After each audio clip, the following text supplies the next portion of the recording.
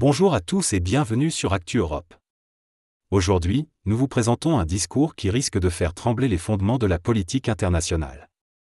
Claude Maluret, dans une allocution vibrante à l'Assemblée, a dénoncé la politique américaine en affirmant que Washington est devenue une véritable « cour de Néron ». Un message fort qui s'inscrit dans un contexte de tensions internationales exacerbées par la guerre en Ukraine et la remise en cause du leadership américain.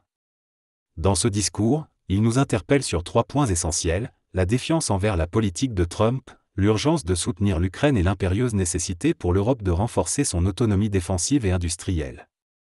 Restez avec nous, car dans un instant, nous vous ferons écouter le discours complet de Claude Maluret, avant de plonger dans une analyse détaillée des conséquences de ses propos. Vous découvrirez comment ce message radical pourrait redéfinir l'avenir stratégique de l'Europe, et quel scénario d'évolution se profile pour notre continent et pour le monde. L'Europe est à un tournant critique de son histoire. Le bouclier américain se dérobe, l'Ukraine risque d'être abandonnée, la Russie renforcée. Washington est devenu la cour de Néron, un empereur incendiaire, des courtisans soumis et un bouffon sous kétamine chargé de l'épuration de la fonction publique. C'est un drame pour le monde libre, mais c'est d'abord un drame pour les États-Unis. Le message de Trump est que rien ne sert d'être son allié puisqu'il ne vous défendra pas, qu'il vous imposera plus de droits de douane qu'à ses ennemis et vous menacera de s'emparer de vos territoires tout en soutenant les dictatures qui vous envahissent. Le roi du deal est en train de montrer ce qu'est l'art du deal à plat ventre. Il pense qu'il va intimider la Chine en se couchant devant Poutine, mais Xi Jinping, devant un tel naufrage, est sans doute en train d'accélérer les préparatifs de l'invasion de Taïwan. Jamais dans l'histoire, un président des États-Unis n'a capitulé devant l'ennemi. Jamais aucun n'a soutenu un agresseur contre un allié. Jamais aucun n'a piétiné la Constitution américaine, pris autant de décrets illégaux, révoqué les juges qui pourraient l'en empêcher, limogé d'un coup l'état-major militaire, affaibli tous les contre-pouvoirs et pris le contrôle des réseaux sociaux. Ce n'est pas une dérive illibérale, c'est un début de confiscation de la démocratie. Rappelons-nous qu'il n'a fallu qu'1 mois, 3 semaines et 2 jours pour mettre à bas la République de Weimar et sa Constitution. J'ai confiance dans la solidité de la démocratie américaine et le pays proteste déjà.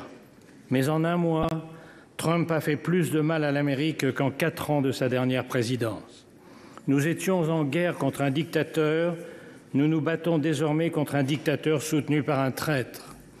Il y a 8 jours, au moment même où Trump passait la main dans le dos de Macron à la Maison-Blanche, les États-Unis votaient à l'ONU avec la Russie et la Corée du Nord contre les Européens réclamant le départ des troupes russes. 2 jours plus tard, dans le bureau ovale, le planqué du service militaire donnait des leçons de morale et de stratégie au héros de guerre Zelensky avant de le congédier comme un palefrenier en lui ordonnant de se soumettre ou de se démettre.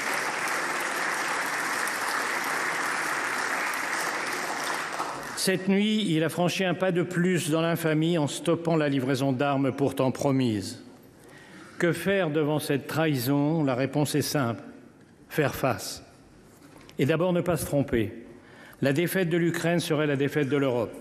Les pays baltes, la Géorgie, la Moldavie sont déjà sur la liste. Le but de Poutine est le retour à Yalta où fut cédé la moitié du continent à Staline. Les pays du Sud attendent l'issue du conflit pour décider s'ils doivent continuer à respecter l'Europe ou s'ils sont désormais libres de la piétiner. Ce que veut Poutine, c'est la fin de l'ordre mis en place par les États-Unis et leurs alliés il y a 80 ans, avec comme premier principe l'interdiction d'acquérir des territoires par la force. Cette idée est à la source même de l'ONU, où aujourd'hui les Américains votent en faveur de l'agresseur et contre l'agressé, parce que la vision trumpienne coïncide avec celle de Poutine. Un retour aux sphères d'influence, les grandes puissances dictant le sort des petits pays. À moi, le Groenland, le Panama et le Canada. À toi, l'Ukraine, les pays baltes et l'Europe de l'Est. À lui, Taïwan et la mer de Chine. On appelle cela, dans les soirées des oligarques du golfe de Mar-a-Lago, le réalisme diplomatique. Nous sommes donc seuls. Mais le discours selon lequel on ne peut résister à Poutine est faux. Contrairement à la propagande du Kremlin, la Russie va mal. En 3 ans, la soi-disant 2e armée du monde n'a réussi à grappiller que des miettes d'un pays 3 fois moins peuplé. Les taux d'intérêt à 25%, l'effondrement des réserves de devises et d'or, l'écroulement démographique montre qu'elle est au bord du gouffre. Le coup de pouce américain à Poutine est la plus grande erreur stratégique jamais commise lors d'une guerre. Le choc est violent, mais il a une vertu. Les Européens sortent du déni. Ils ont compris en un jour à Munich que la survie de l'Ukraine et l'avenir de l'Europe sont entre leurs mains et qu'ils ont 3 impératifs. Accélérer l'aide militaire à l'Ukraine pour compenser le lâchage américain, pour qu'elle tienne, et bien sûr pour imposer sa présence et celle de l'Europe dans toute négociation. Cela coûtera cher. Il faudra en terminer avec le tabou de l'utilisation des avoirs russes gelés.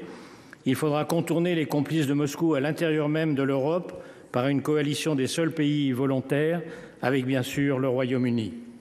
En second lieu, exiger que tout accord soit accompagné du retour des enfants kidnappés, des prisonniers et de garanties de sécurité absolue. Après Budapest, la Géorgie et Minsk, nous savons ce que valent les accords avec Poutine.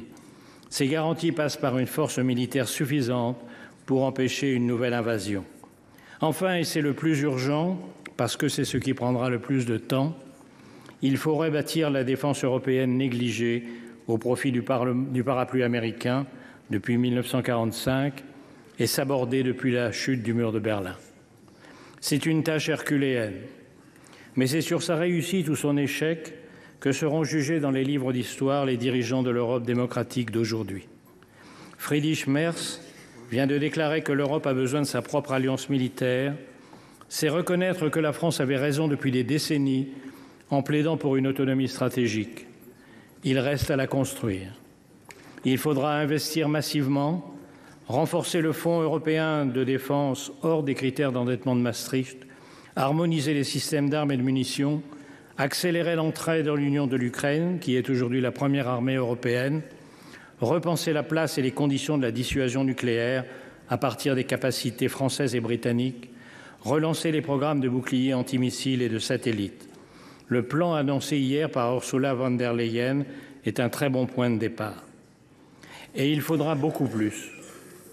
L'Europe ne redeviendra une puissance militaire qu'en redevenant une puissance industrielle. En un mot, il faudra appliquer le rapport Draghi, pour de bon. Mais le vrai réarmement de l'Europe, c'est son réarmement moral. Nous devons convaincre l'opinion face à la lassitude et à la peur de la guerre, et surtout face aux comparses de Poutine, l'extrême droite et l'extrême gauche. Ils ont encore plaidé hier à l'Assemblée nationale, Monsieur le Premier ministre, devant vous, contre l'unité européenne, contre la défense européenne. Ils disent vouloir la paix. Ce que ni eux ni Trump ne disent, c'est que leur paix, c'est la capitulation, la paix de la défaite, le remplacement de De Gaulle-Zelensky par un Pétain ukrainien à la botte de Poutine, la paix des collabos qui ont refusé depuis 3 ans toute aide aux Ukrainiens. Est-ce la fin de l'Alliance atlantique? Le risque est grand, mais depuis quelques jours, l'humiliation publique de Zelensky et toutes les décisions folles prises depuis 1 mois ont fini par faire réagir les Américains. Les sondages sont en chute, les élus républicains sont accueillis par des foules hostiles dans leurs circonscriptions, même Fox News devient critique. Les Trumpistes ne sont plus en majesté, ils contrôlent l'exécutif, le Parlement, la Cour suprême et les réseaux sociaux, mais dans l'histoire américaine, les partisans de la liberté l'ont toujours emporté. Ils commencent à relever la tête. Le sort de l'Ukraine se joue dans les tranchées, mais il dépend aussi de ceux qui, aux États-Unis, veulent défendre la démocratie et ici de notre capacité à unir les Européens, à trouver les moyens de leur défense commune et à refaire de l'Europe la puissance qu'elle fut un jour dans l'histoire et qu'elle hésite à redevenir. Nos parents ont vaincu le fascisme et le communisme au prix de tous les sacrifices. La tâche de notre génération est de vaincre les totalitarismes du XXIe siècle. Vive l'Ukraine libre, vive l'Europe démocratique. Analyse et décryptage. Vous venez d'écouter un discours qui ne laisse personne indifférent. Alors, que signifie réellement cette critique virulente de Washington et cet appel à une Europe autonome? Du côté américain, ce discours serait perçu comme une attaque frontale contre une politique isolationniste, alors que d'autres pourraient y voir un appel à renforcer les alliances transatlantiques. En Europe, notamment en France et en Allemagne, les réactions divergent. L'un voit en cet appel une validation d'une armée européenne forte, l'autre reste prudent quant à un éloignement trop prononcé de Washington. Quant aux pays de l'Est, fortement exposés à la menace russe, ils continueront probablement à privilégier l'OTAN pour leur sécurité. Du côté de la Russie, cet appel à l'autonomie européenne pourrait être interprété comme un affaiblissement de l'unité occidentale, tandis que la Chine et d'autres puissances observent de près ces bouleversements pour redéfinir leur propre stratégie. Projections et scénarios d'évolution. Nous explorerons ensemble 3 scénarios possibles. Une Europe stratégiquement autonome qui redessine le paysage géopolitique mondial. Le statu quo, où l'Union européenne continue de dépendre des États-Unis malgré tout. Un réalignement international, avec l'Europe cherchant de nouvelles alliances, par exemple avec l'Inde ou le Japon. Restez avec nous jusqu'à la fin pour un décryptage complet et exclusif de ce discours choc et de ses implications pour l'avenir de l'Europe et du monde. N'oubliez pas de vous abonner, de cliquer sur j'aime et d'activer la cloche pour ne rien manquer des prochaines analyses sur Actu Europe. Scénario 1, une Europe stratégiquement autonome. Si l'Union européenne prend au sérieux l'appel à une armée européenne, cela pourrait transformer le paysage géopolitique mondial. Toutefois, cela nécessite une volonté politique forte et un consensus entre ses membres. Scénario 2, le maintien du statu quo. L'Union européenne pourrait continuer à dépendre des États-Unis pour sa sécurité, malgré les critiques. Cela affaiblirait son influence sur le long terme et renforcerait les tensions internes. Scénario 3, un rapprochement entre l'Europe et d'autres puissances. Si les États-Unis se désengagent de l'Ukraine, l'Union européenne pourrait chercher d'autres alliances stratégiques, avec des pays comme l'Inde ou le Japon, afin de contrebalancer son isolement. Conclusion. Le discours de Maluret soulève des questions cruciales sur l'avenir de l'Europe et son positionnement face aux mutations géopolitiques mondiales. Si ces appels à l'autonomie stratégique sont suivis d'effets, cela pourrait redéfinir le rôle de l'Union européenne sur la scène internationale. Cependant, la réalisation d'une véritable autonomie militaire et industrielle européenne reste un défi de taille, à la fois sur le plan budgétaire et politique. Merci d'avoir suivi notre vidéo. Si vous avez apprécié ce contenu et souhaitez rester informé des dernières actualités, pensez à cliquer sur j'aime, à partager et surtout à vous abonner à notre chaîne. Activez la cloche pour être alerté dès qu'une nouvelle vidéo est publiée. À très vite pour plus d'actualités passionnantes.